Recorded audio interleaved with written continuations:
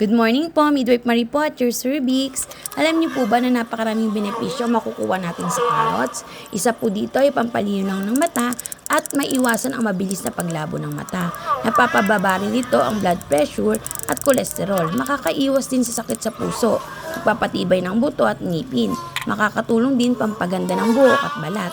Mabuti din sa digestion. Lumalaban din sa cancer. At nakakatulong din sa pandiet. Ang pipino naman po, nakakaganda ng kutis, anti-cancer, nagpapagaling din sa sakit ng ulo, sakit dulot ng heartburn, nakakatulong sa pagbababa ng acid mula sa tiyan, magandang panlunas din sa ulcer, makakatulong din na makainin ng maayos, pinapatay nito ang bakteriyang nagdudulot ng bad breath, nakakatulong sa sirkulasyon ng dugo.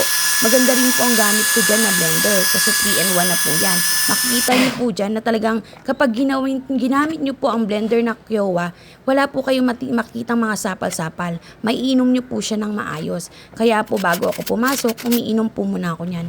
Monday po yan, kaya naman po talagang busy ako niyan.